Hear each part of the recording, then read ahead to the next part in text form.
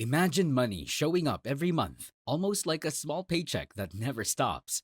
$2,800 sounds bold, but it is just the result of a clear formula. No secret course, no clickbait trick. Only real dividend cash flow that I can prove with data. I'll break it down step by step so you can see how it grows. But here's the problem. Most investors talk about getting rich quick. I'm about to show you why that thinking is exactly why they stay broke.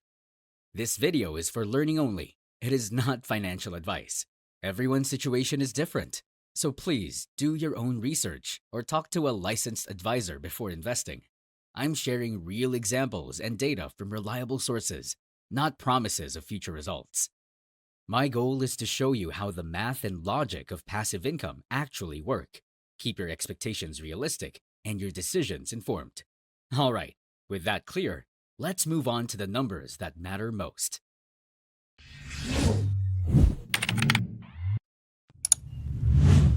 Chapter 1. The Math. Required Capital. Let's start with pure math. To earn $2,800 each month, that's $33,600 a year. The question is simple. How much money do you need invested to make that amount? We find it using one formula. Required capital equals your annual income goal divided by your portfolio yield. If the yield is 3%, you need about $1.1 million.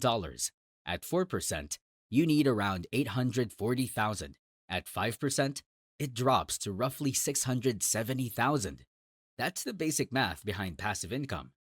No magic, just multiplication and division. Most dividend ETFs like SEHD and VNQ pay between 3 and 4%. Add a small portion of higher yield options like KBWY, and the blended yield can reach about 4.8%.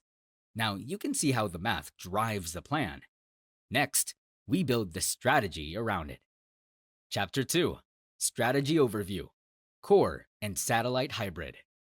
Now that we know the math, let's talk structure. The approach I use is a simple hybrid model. I call it the core and satellite setup. The core holds the strong, steady dividend payers. These are funds like SEHD, which track solid companies with reliable growth.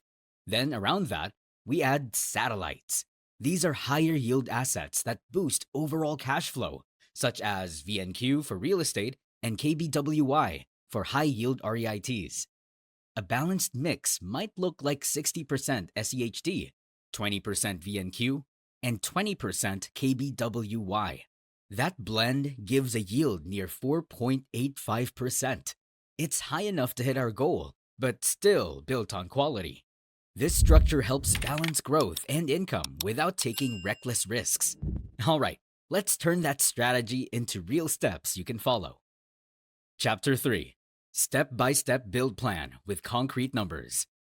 Let's break this down into a clear plan you can actually follow. Think of it as your income roadmap.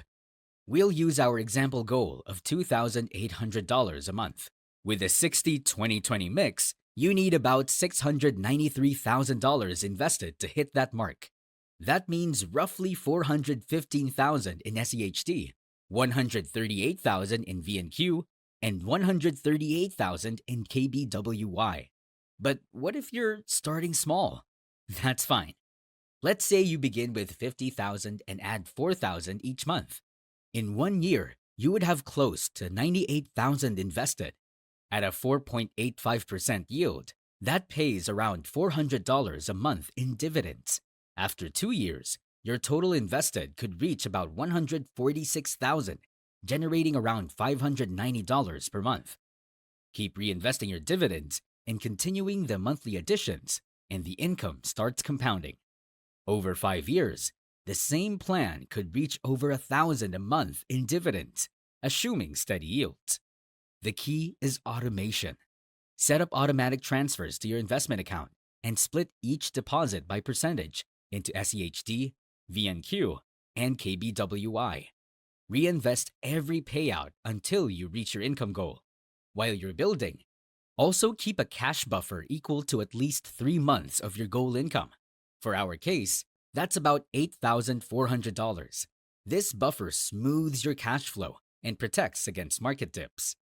Finally, avoid putting too much in the high yield side. Keep any single high yield position under 30% of your total portfolio. That rule prevents one risky stock or fund from hurting your whole plan. As you can see, this process is simple math, patience, and structure. Not hype, just habits that build steady income. Next, let's look at how to manage risk and make that income flow smoothly month to month. Chapter 4: Risk, Taxes, and Account Placement. Now, let's talk about risk and taxes, the two things most people ignore until it hurts. First, every dividend isn't taxed the same way. Qualified dividends from funds like SEHD are usually taxed at lower rates, but REITs and high-yield funds like KBWY are taxed as regular income. That means account placement matters. Holding your high-yield funds in a tax-advantaged account like a Roth IRA can help you keep more of what you earn. Next, risk management. Rebalance your portfolio every few months. Don't let any single high-yield position grow past 30%. Keep a small cash reserve to cover a few months of expenses. Always watch payout ratios and make sure the funds aren't overpaying dividends. The goal isn't to avoid risk, it's to manage it smartly so your income can keep flowing even when markets drop. All right, now let's make that income act like a steady monthly paycheck. Chapter 5: Cash Flow Mechanics. Here's a small but powerful trick. Most dividend funds pay quarterly, not monthly. That can make your cash flow uneven. The solution is simple. Use a 3-month buffer account. For our goal, that means about $8,400 sitting in a money market fund. Every time dividends come in, send them to the buffer. Then pay yourself a fixed amount every month, like a steady paycheck. Another way to smooth it out is to hold funds that pay in different months, or even one that pays monthly, like realty income. It won't make you rich faster, but it makes your income predictable. It also helps you avoid panic selling when the market dips.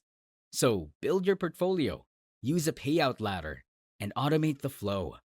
Now, let's look at how reinvestment can change the timeline compared to the S&P 500. Chapter 6: Case Study and Timeline.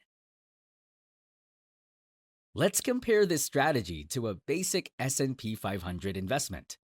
The S&P focuses on growth, not cash flow. It can take decades before the dividends alone reach a few thousand a month. But with a focused dividend plan, you can get there much faster. For example, investing just $10 a day into a blended dividend portfolio could grow to around $634,000 over 20 years. That produces about $41,000 a year, or $3,400 a month in dividends. That same $10 a day in the S&P might take twice as long to match that income. The difference is yield and reinvestment. Reinvested dividends buy more shares, which then pay even more dividends. It's a compounding snowball. This isn't about beating the S&P. It's about building income sooner. Now, let's go over a quick checklist to keep everything running smoothly. Chapter 7: Monthly, Quarterly Checklist and Operating Rules. Here's the routine I follow. Each month, add your planned contribution automatically. Split it 60% to SEHD, 20% to VNQ, and 20% to KBWI. Track your forward annual dividend income. That number shows your real progress. Every quarter, rebalance to your target weights. Top up the core if high-yield positions grow too big. Check payout ratios and expense ratios for warning signs. Keep your 3-month cash buffer intact. Reinvest all dividends while building. Once you hit your income goal, you can switch to payouts. Remember, the power is in the routine. Small, consistent actions create big results over time. Let's wrap it all up with one clear takeaway. And that's the full picture. You've seen the math, the structure, and the habits that turn a simple plan into real income. It's not luck. It's not hype. It's discipline and math. If you found this useful, comment below and tell me what your first dividend goal is. I might feature it in the next video. And remember, this video is for education only, not financial advice. Stay consistent, stay patient, and let your money work while you rest.